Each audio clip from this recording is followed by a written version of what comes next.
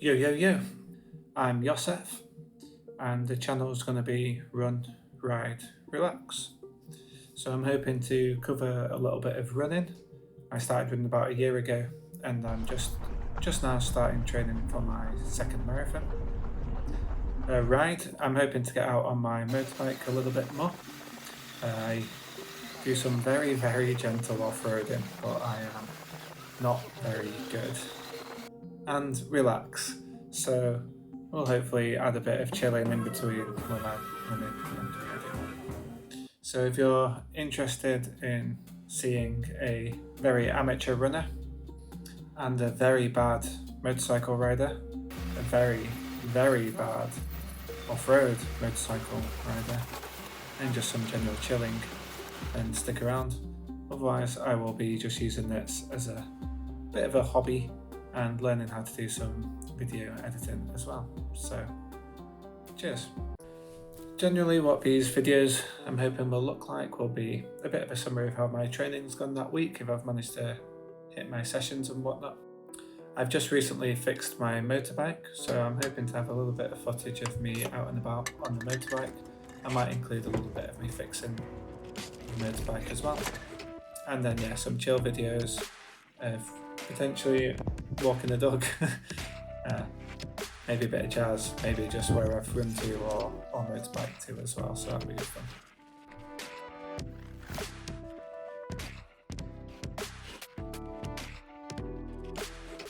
Just about to set off for my 5k at Battersea, taking the motorbike, so going to get kitted up. And we are ready to go. Obviously, don't be stupid, wear proper motorcycle gear.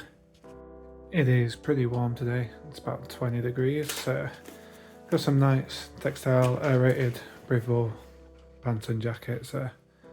Take these off, shove them in my bag and then run.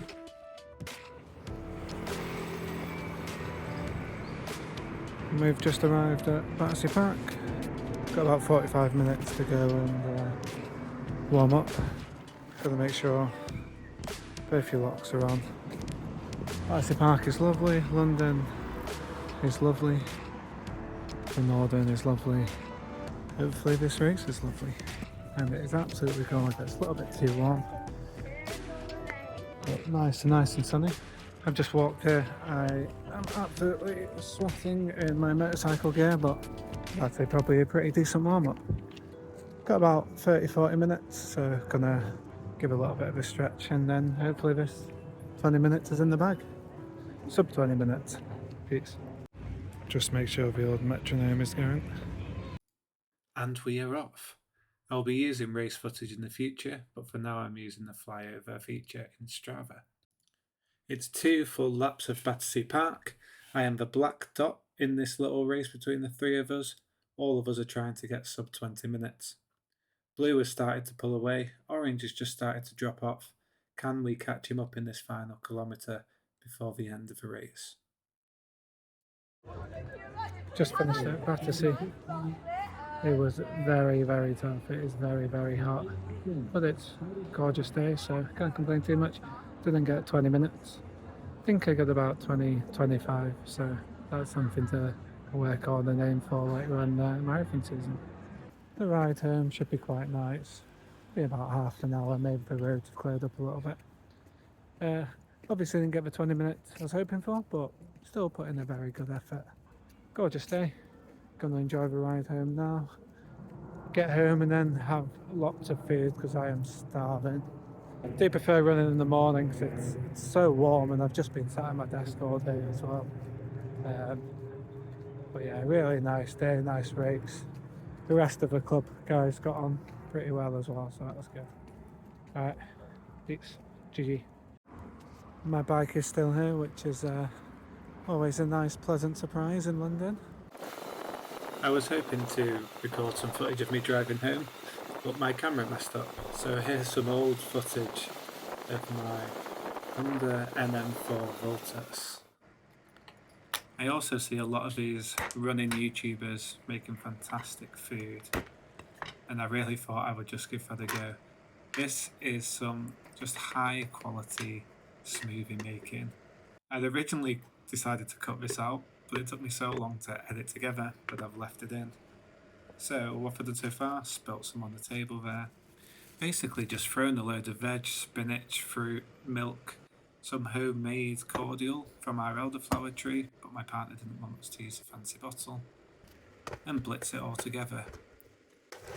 And none of it is complete without pouring it all down the side of a glass in the final shot. Since you've made it this far, I will reward you with some more Alfie footage, because he's just the best dog in the world. Do you think I should do more of these little snippets of food? Oh yes, I think I should. This is the kind of stuff you can look forward to. Absolute fiend for these hash browns from Lidl. The Mackie D's rip-off.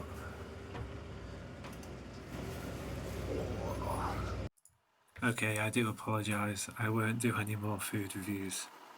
Haven't talked much about motorcycles. So here we go. I used to have a Husqvarna FE350. Great fun little bike for green laning. I've joined the TRF, and if you're not familiar with who they are, they're a great group of riders in the UK that are responsible for kind of conserving these green lanes and making sure that everyone's riding them responsibly. They've helped me with a lot of issues with my bike as well, so I've done about 5 days of this with them. I thought I'd started to get a little bit more confident on the Husqvarna. It's very light. You've got no real fear if you drop it, you can always pick it up again. And just as I was getting a bit more confident, I thought, oh, maybe I'll take it down to the motocross track. So there's a little motocross track in Croydon, and you can see my absolutely massive jump here. Look at me go. My only issue was that I had to ride quite far to get to the green lanes in Surrey and Kent, and I wanted something that was a little bit better on the road, so I ended up going with the Husqvarna Norden 901. Not as good on the dirt, but it's great for these longer trips. I ended up going on a fantastic trip around Wales and the Brecons. This little spot you can actually get down and ride on the beach, which is a hell of a lot of fun. Now, on the best of days, I wasn't very good on the Husqvarna FE350, but since it was so light, I felt confident enough that if I fell off, I'll be able to pick it up and just get going again. With the Husqvarna 901, it's a little bit of a different story because it's so heavy. It's about 220 kilos. So I've definitely lost a lot of confidence, but I'm hoping to get out and do some training on this big bike again. When you do give it a bit of a go. Go. Keep going. It's a hell of a lot of fun. And it's on these longer trips where it's such a comfortable bike that it really shines. I always laugh because it's actually got more features than my car does, with its heated seat, cruise control and traction control. I'll have some more footage of motorbike riding in the future, but for now let's talk about my trip to Copenhagen for the Øresund Bridge half marathon. Found this funny, just walking by some guys crashing their boat into the side of a river. And there's these weird duck things in every city I go to. Copenhagen is an expensive city, and I booked this last minute, so I managed to find a little pod hotel, and this is where my home sweet home for the next 3 or 4 nights was going to be.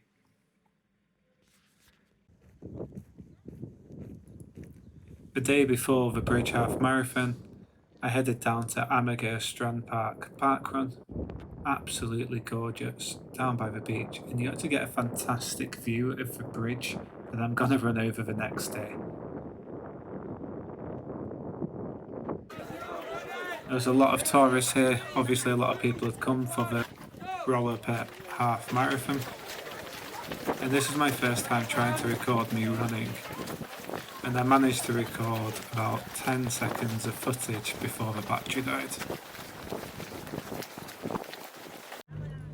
After the parkrun, I headed down to the expo. They had this fantastic, enormous wall with everybody's name on it, so I managed to find my own name. Always a fun little thing, and you can just see everyone here looking for their own name as well. I forgot to mention they had loads of cool stuff at the expo, including these absolutely wild illegal shoes. And just before the race started, we saw these guys celebrating their marriage with a bit of dancing and live music.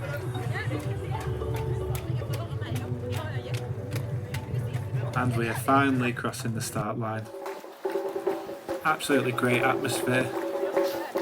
I did manage to finally get some landscape footage rather than portrait. I will do better on that in the future.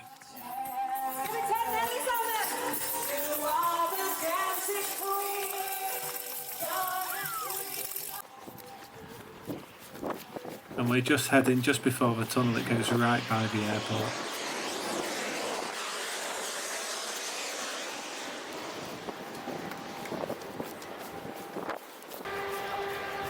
Going into the tunnel was pretty intense. The aircon, that's what this really loud noise is here, was so unbelievably loud. And here's some live footage from the race.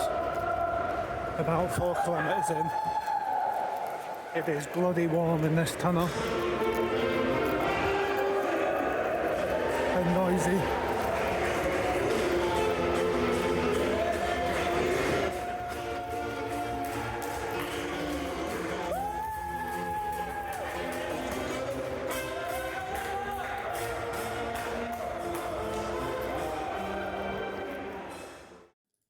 Unfortunately, that was about the only usable footage that I got.